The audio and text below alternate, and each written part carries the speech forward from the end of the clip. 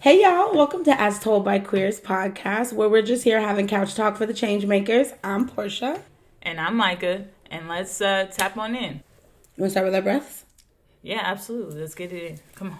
All right, deep breath. You know you gotta lead this. Right? And I'm happy to lead. Happy to lead. All right, inhale together. Hold it and exhale. Let's take one more inhale together and exhale with a big sigh. Inhale together. Hold it. Exhale. All right. Ooh. Okay. Settle in, girl. This episode is going to be on ownerships versus partnerships. But before we get into that, we're going to talk about our goods and bads for this week. So, Portia, Goods and bads for the week. Okay. we really can only do goods, just in case you didn't have any bads. But let's see. You had some bads. I don't think I had any bads. I have good, and then this shit is what's real this week. So, and they kind of go together. Okay. So, my good is that work is, we're launching a new program next week. And I'm so excited. That's what's up. Like 12 new dope ass, fiery ass women that I'm like in their energy, and I'm so excited. I've been like bubbling all week. I can barely sleep. But that also does mean that what's real this week is I'm tired of shit. Right. Basically. Yeah, I've been up all night, working constantly, like every 5 seconds. It's something about when you're coaching and you have new people that you're coaching, you want to just like absorb all of their energy and be in their vibe. And so I tend to, being an overachiever that I am, I want to get it all. So I'm in all the spaces and all the documents. I want to fully like download the people that I'm going to be coaching. So yeah. I'm excited. I'm excited. And I haven't coached in a minute. I haven't got to do this kind of one-on-one coaching in like 3 years, when before that part of my life, I was coaching 9 months out of the year for almost a decade straight. And then I've been kind of stopped cold turkey for like 3 years, and now I get to get back in the saddle, and I'm so ready. That's what's up. That's what's up. That's dope to have your own little thing going on. I love coaching. I love, love, love, love coaching, especially one-on-one. It's my fave. That's what's up. For me, my good, I don't really have any bads for this week, but my good would be that we got approved for a new apartment. We're going to be moving in on the 25th. We just got a new excited. apartment. So literally, yes, you know that's the first song that's right, coming I was like, can I come over for the dance party? Oh yeah, for sure. You could definitely come over the weekend that we move in. You guys are invited. But it's really cool. Literally this whole weekend, all we've been doing is like furniture shopping. That's it. Like, that's all that's happening. It's like, what do we want? What's the concept? What art do we want in there? What mask do we like? African mask do we want in there? It's gonna be so fucking cute. Yeah, that's real grown up. It's not like moving in with just a mattress. Y'all come up with furniture. Y'all got a design. Okay. We already got our little living room table, our little coffee table situation. We bought that this morning. We're just very cute. It's cute. It's modern. It's light. It's happening. I cannot fucking wait. And this is your couch? Yes. Oh, yes. I love this couch. I'm telling you, it's going down. It's going down. And you're going to have a couch? You're doing good. Oh, yeah. We're going to mount our TVs. It's going to be a whole cute-ass situation, girl. I can't wait. I'm going to show y'all pictures when it's fully done, though. I'm going to show y'all pictures when it's fully done. I'm excited for you. It's going to be dope. Congratulations, fam. I know, right? I can't fucking wait. And I can't wait till y'all move to Vegas. We doing a road trip. Oh, my God. We've been looking at houses this week, too, but I can't get excited until it gets closer to the time we move. But Tiffany is convinced we're having a pool. Convinced. I'm like, you paying this pool? Right. And she's like, I'm paying this pool. We are burned down. Okay, girl. Burned down. And you gotta have a cleaner or you gonna be cleaning it. Oh, no, I already told her, like, please understand you're in charge of cleaning the pool, right? And she's like, I'll clean the pool. I said, oh, yes, you will. Yeah. Because I am not. I was raised in a house that had a pool. I don't want no pool. I ain't gonna lie. But, hey, shit, that's what you want. That's what Tiff want.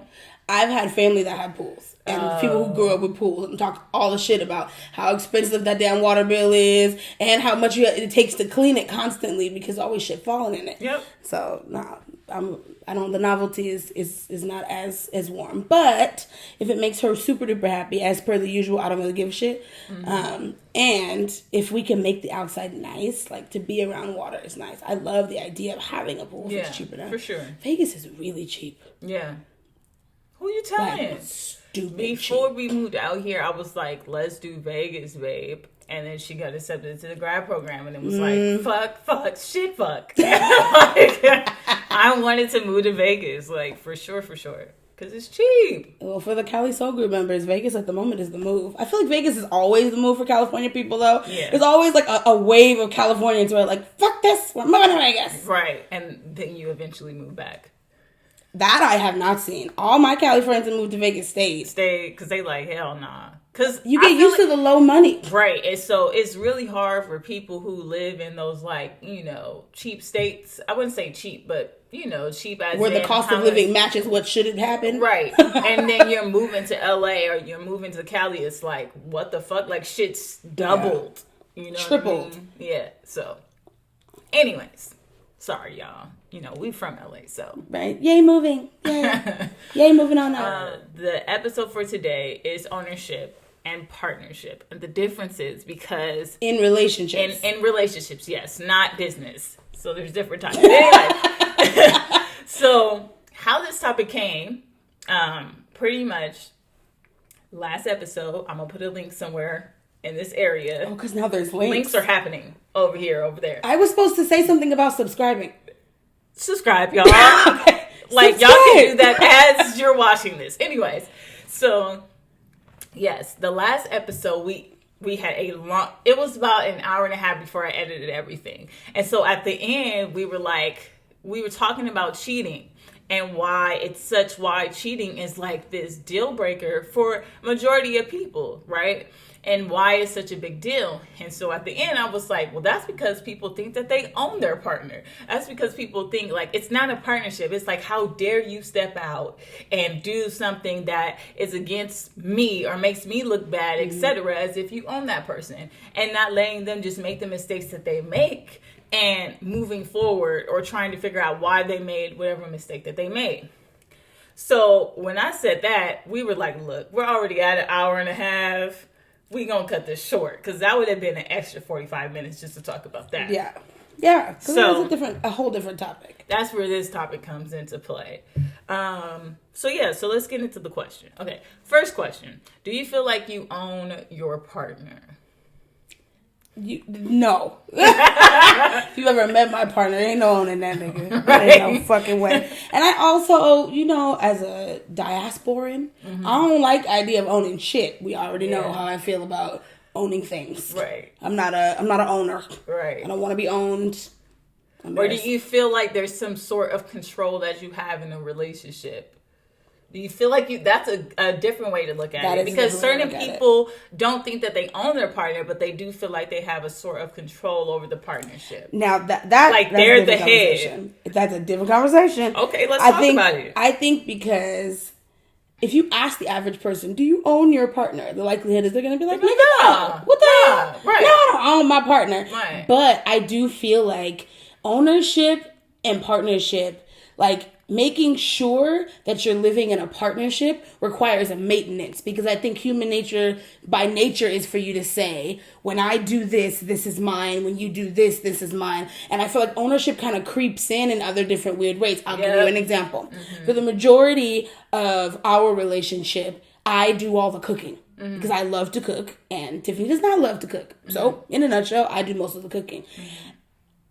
In regards to the way that food is presented in our relationship, without me knowing it, definitely not consciously, I had this line of I own this, to the point of where Tiff would be like, can I have, no, you can have this. Do you know how much this is? We've had hours and hours and hours of conversation about snacks. And I'm like, we ain't got snack money. When you are the person who's the head of the kitchen, there was this ownership, and I had to kind of get brought to terms with the fact of Portia Michelle, do you actually want to say to your partner that you want to control every single thing that they consume? Right. Fuck no. Right. Let me chill. Let me look. Let me unpack some things and kind of see where this is coming from. And remember, like, what's actually important to me in the situation and what's just me being controlling. Yeah. I think controlling is kind of like the slippery slope into ownership. I think when you think that you're controlling something and you have an idea that it needs to go this certain way, it's almost like whenever your partner brings something that's the opposite of that, that's when you notice, oh shit, I'm in ownership. Because I'm like, oh no, there's no space for your opinion here. Right. No, we don't buy Lay's. Lay's? When you can go to this 99-cent store and get this chip? Ralph's brand. Ralph's?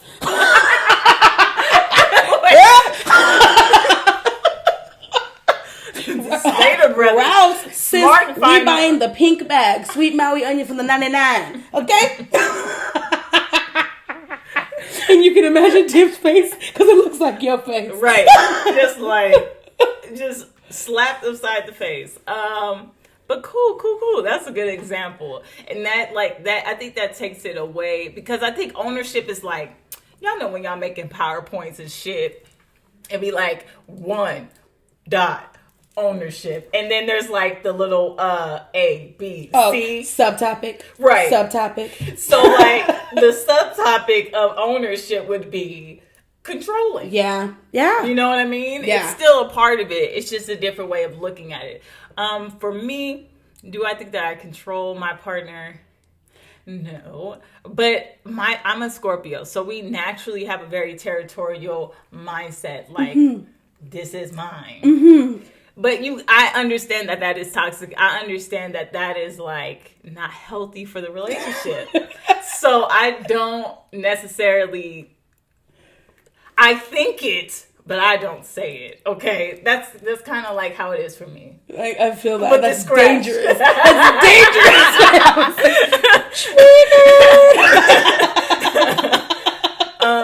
Because I do think that really you can't own Alexis. Like you really cannot. It's not. Go ahead and try. Right. It's not. It's we not have those thing. kind of partners. We're the Libras. Right. Exactly. We have very strong Black women, and I think that's what we need in our lives. Yeah. Absolutely. So they're very easy to dictate certain things. They're very precise, and they already kind of know what they want. So it's very like already know. Yeah. And we're like, oh, well, I can get comfortable with that. Exactly. So, which drives them fucking nuts. But it's okay, because there has to be balance, or we're going to be pulling constantly. Yeah. So there's going to need to be somebody in a relationship that's kind of like, all right, cool, we can do it this way. You know what I mean? I have a sub question. What's up? So how do you go from a space where you notice that something's coming up and it's controlling? Yeah. How do you move? What are like the good qualities that are a partnership? How do you know when you're being controlling versus when you're allowing partnership to exist?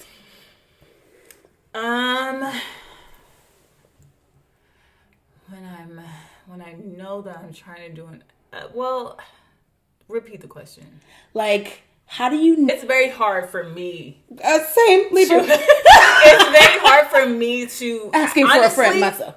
Honestly, it's very hard for me to figure that I'm in the middle of learning how to do this. So this is the great thing about this. It's because I'm in the middle of learning how to voice myself and not be like, this is exactly how this shit's about to go. Because I am a person who allows the other person's way pretty often. Because I'm a very laid back person. That's just my personality. I wouldn't say that I don't have a backbone. I'm just very laid back. Mm-hmm. And I truly don't care. Like, I truly don't care about every single detail. And I have a partner that cares about every single detail. Like, that's just it. So for me, and now that I'm in a space where I'm like, I want to figure out kind of like more of what I want, etc., because that's naturally just what's coming out.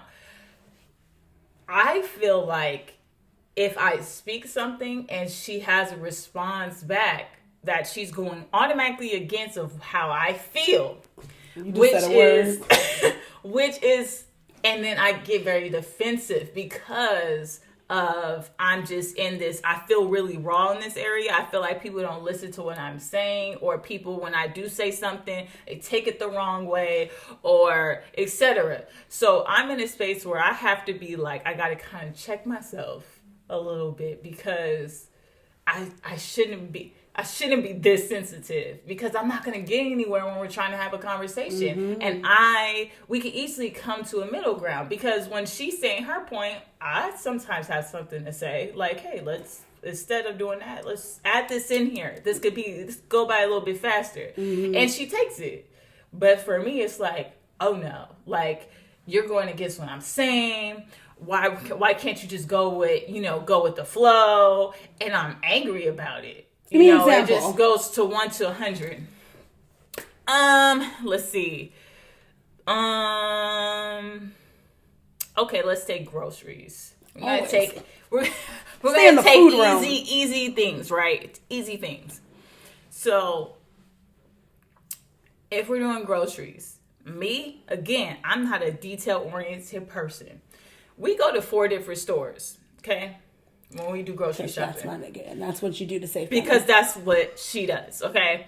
So we go to Sprouts, Trader Joe's, Walmart, and Smart and Final. What the fuck is the Walmart around here? Over there by Trader Joe's and Sprouts. Over there by Topanga. Okay, Valley, I see you. Okay, so... okay, so we go to 4 different stores, right? When I'm making the grocery list, okay, I'm just writing down everything that we put down. Now, if I do this and I say, hey, is this good? Babe's going to be like, her detailed brain is going to be like, categorize this by the stores that we're going to.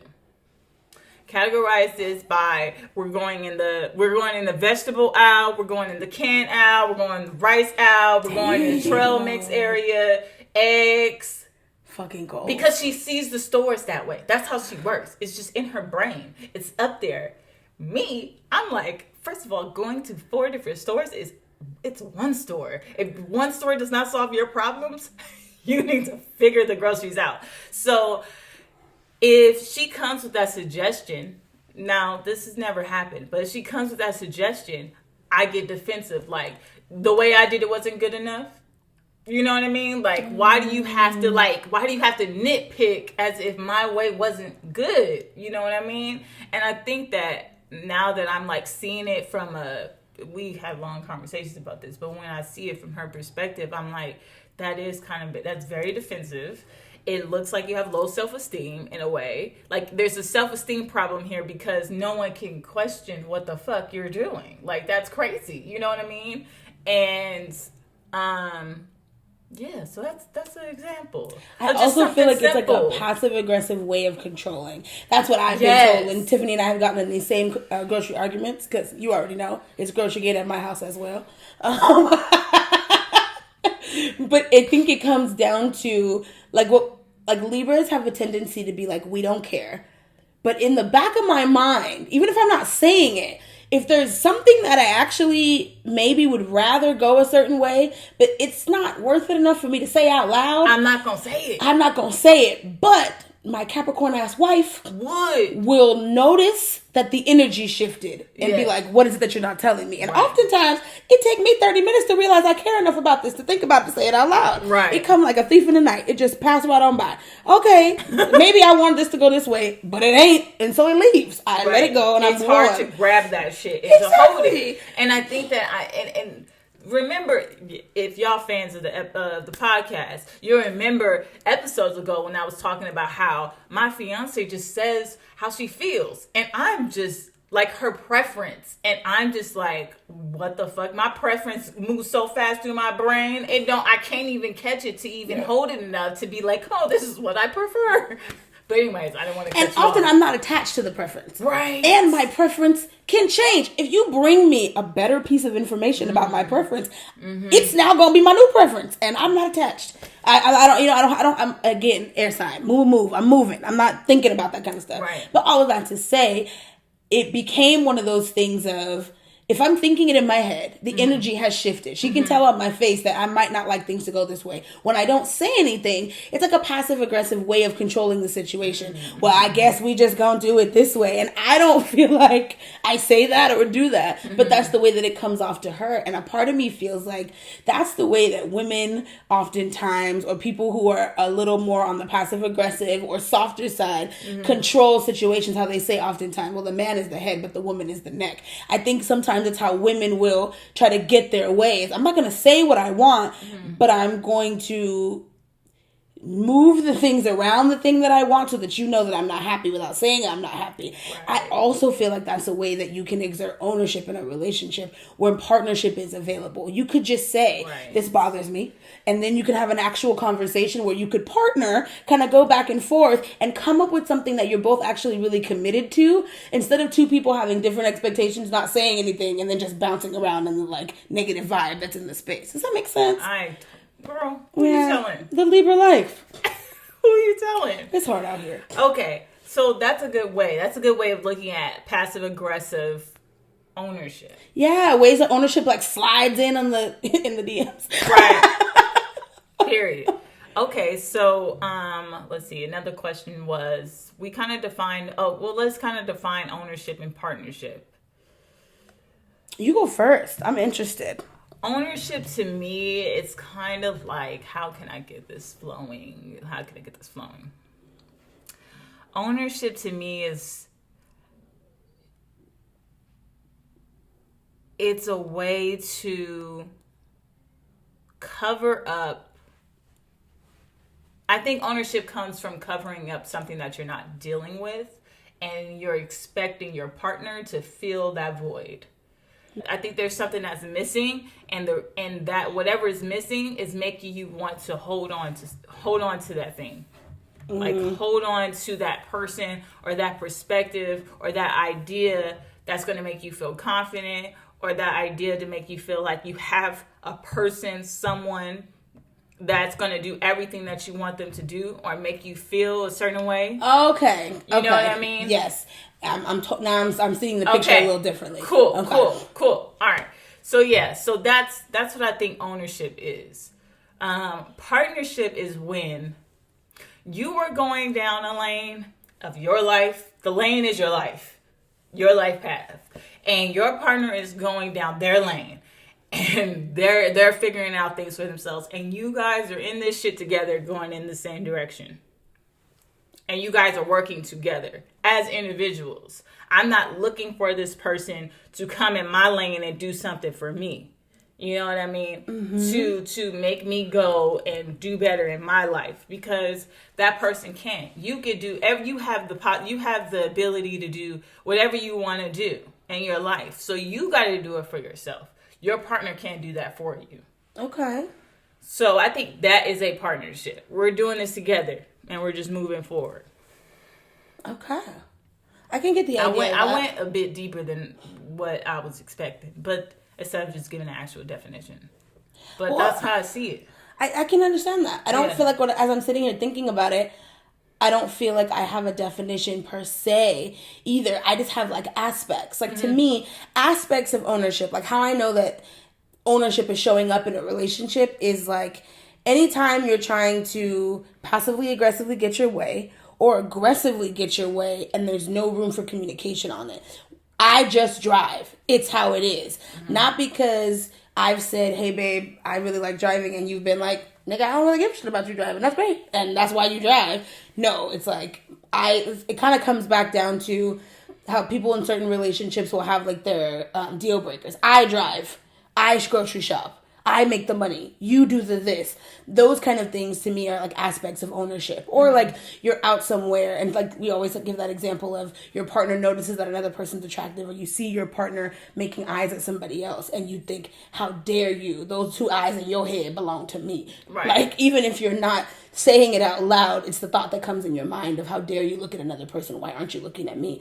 Right. I think to riff off what you said, a lot of times ownership stems from an insecurity not being met, and you going a weird roundabout way of trying to get your partner to fill your cup instead of filling your own cup and having extra to share with a partner. Right. Your cup's kind of empty. You're not filling it, and you're expecting them to fill it, and it just is kind of depleting their energy. Or you're just unfulfilled and both of y'all are living like that. Right. Aspects of partnership to me are more collaborative. Yeah. But it also is a little bit more difficult because I think it requires you to be braver. Mm-hmm. It requires you to say, which I struggle with all the time, I actually want this, or this bothered me. Right. It didn't bother me enough to say anything at the time, but as I'm thinking about it a couple days later, it did bother me. I want to talk about it. Right. And being willing to be okay with the other person not feeling the same way that you feel, or you really not being able to fully get your way, per se. That you're willing to compromise a little so that both people can be relatively happy in the middle. Yeah. Those, to me, are like aspects of partnership that are very different than aspects of ownership, if that makes sense. And you know what popped in my head when you said that, of being willing to compromise? Another thing that it just popped in my head was, for me, for being more of a passive person or just very flowy person, it's very hard for me to see that being able to come to a middle ground on agreements is not me giving in to your way. And I think that's why I'm very hard on situations where I'm like, this is how I want to do the thing. And I'm literally in the moment right now as we're talking, trying to figure that out. A bitch don't know.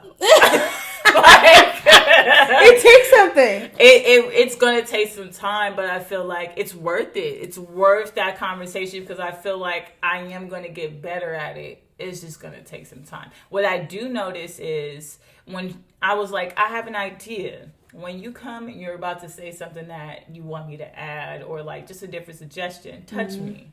Just touch me. Make eye contact with me. Don't have a distance like we're talking to one another. We're doing our own thing. Because I just naturally get a very defensive situation. But if you touch me or if you look at me eye to eye, it makes me feel like, okay, we're here. We're a partner. I don't have to put my defense up. You know what I mean? Yeah.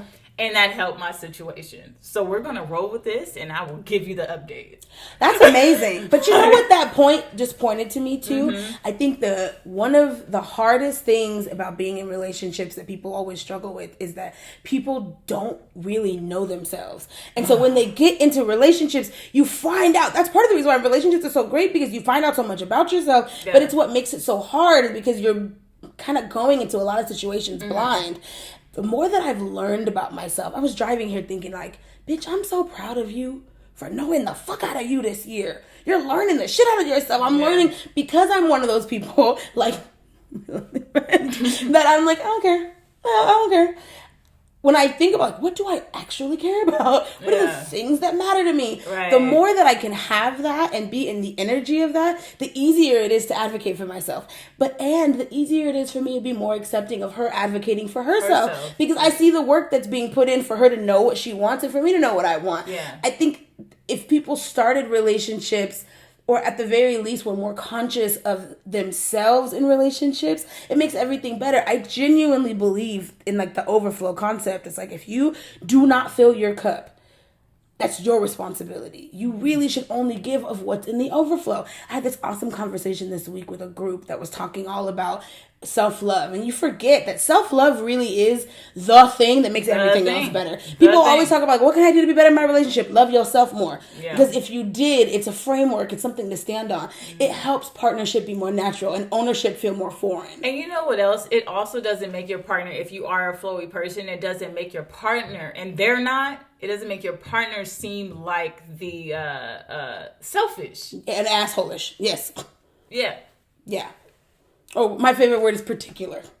Yeah. Particular. Yeah. Yeah. And I think because that is also a passive aggressive way of controlling the relationship. Yes. You always get to be the good guy because your partner is so particular. And I think that is felt by both parties. Yes. And it's definitely something that, if that's what you want in your space, cool. But if you don't, be very clear that it'll sneak in if you're not doing the work to make sure that it doesn't. Right.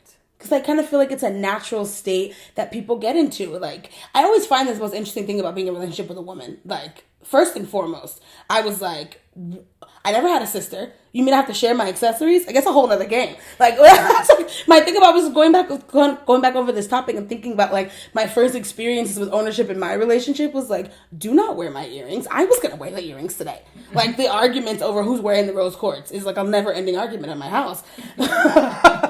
Or like she has jewelry that she's had for like 20 years and if I'm walking down the street and jewelry falls off my ear, that happens to me a lot. And it's like, I've had this for 20 years. I'm like, you paid $7 for it, but I've had it for 20 years. And I'm like, but it's, we as human beings feel the need to own something. Mm-hmm. So it should be natural for us to think that we feel the need to own our experiences, own our partnership, own the way things go. And we have to realize that human beings, we have no sense of control. And you can't. We ain't controlling shit. Right. You don't run shit in this. It's an illusion. It truly is an illusion up in this bitch. What you can't control is your goddamn self. That's what you can do. Barely. If you mind your damn business. I mean, I can control myself a portion of the time, but I don't even win that game very often. I'm going to be honest. Yeah. It's like a never-ending journey. Period. I think an interesting conversation around control, too, comes down to trust. I think oftentimes we don't trust our circumstances, so it makes it difficult to trust that the other person, if I say I want this to go this way, that they're not going to say fuck you, I'm out. Right. I think that's what a lot of women get into, of like, well, I just let him own because, you know, I always hear it in women and men conversations. I'm like, I just let him do it because what if he leave? And plus, it's a society thing that the man is supposed to control. They're the head of the household. They're the head of the relationship. Which I feel like, and that can go anyway, homosexual relationships or whatever type of relationships that you're in. Whoever's the dominant party per se. They're supposed to run the situation. And I think that is so backwards. It is backwards because what's the point of the relationship? Yeah. What's the point of that? You could go and run your own shit, not gonna run mine, and we could be cool. It's stifling to both parties. Yeah. And I think what most people that really love each other really want in their relationships is that the other person feels like they are fully in love with you and they also get to be fully themselves. Yeah. That's what really a lot of people are committed to having in their relationships. But the way they try to act it out is like, I have to say what I want and you got to do what I want. And if that's not, then I'm out. Or vice versa. And I think that dynamic in a relationship creates ownership situations where partnership is available. Right. It truly is available. I think you have to have someone that's willing to talk through that type of stuff, though.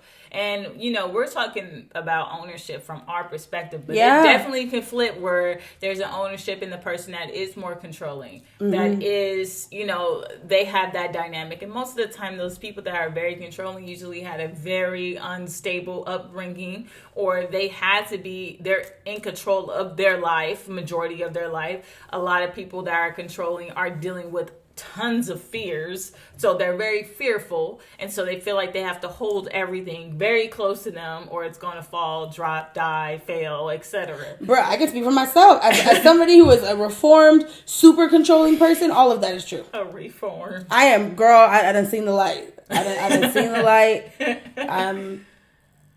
I made a shift really because I realized that as smart as I think I am, as resourced as I think I am, I cannot create a life that is juicier than the life that the Creator has for me. Mm-hmm. So if I allow myself to trust the universe a little bit and release the need to like control every little detail in my space, life goes better. Mm-hmm. Things are easier. The shit that I've been begging, crying, and wanting for years, trying to control every element of it, the minute I let it go, shit that needed to move for years moved in months, moved in minutes. Mm-hmm. So I think as a controlling person, you hit the nail on the head with that of like, it's fear. It's the fear that if I drop one thing, my whole life will fall over. Yep. Yeah. It's an insecurity, and it comes from for me, it came from a lack of self-worth. I don't know that I can always depend on me to be able to show up to get this done, but I ain't got no fucking body else to depend on, so I better get my shit together. Like, what's the mentality, you know? Right. I think for me, where I've seen the most unhealthy controlling situation was me not allowing two things. Would be not allowing my partner to have a say of where, like, maneuvering, manipulating, looking a certain way, doing a certain thing, so that they believe that this image that they that they think that they're in with me is what it is, instead of allowing them to see me purely for me and then allowing them to make the decision. So like fully controlling the narrative because you're afraid that they'll see you for who you are. That's it right there. I like that. And then the second thing would be, after being hurt, then I put these restrictions because I'm hurt, instead of just letting that relationship go. Now I'm gonna stay in this shit, and now I'm about to try to confine it and box it into something, knowing that's really I wouldn't say I was doing things that was out of my character, things I didn't believe in, like truly inside didn't believe in, but I'm hurt and I want to stay in this relationship like an idiot. Okay. So is there anything else that we want to say about this topic? I think we're good. That partnership's the goal. Yeah. Aim to be partners with your partner. For sure. Don't try to own the people that you love. It will be worth it to have a partnership than ownership. Ownerships are not going to last. No, ownership is not the vibe. And it's not fun, bruh. No one wants to be owned. We did that. We did. And it failed. No, it's gross. Yeah, it's not the lick. But anyways, so, well, since we are done, there's a couple of things that y'all can do. You can like, you can share, and you can subscribe somewhere around here. And then below are all of our links, all of our handles to our IG. Point downward now. Point. Yeah. All of our handles, everything you need to know, even the latest episode, the last episode that we did, that we were talking about how we even got to this point. If you're new to the channel, what's poppin', start from the beginning. We do have, all of this started as a podcast. So we have it on Spotify, SoundCloud, etc. from episode number 1. And then we just launched on YouTube. So we're new here.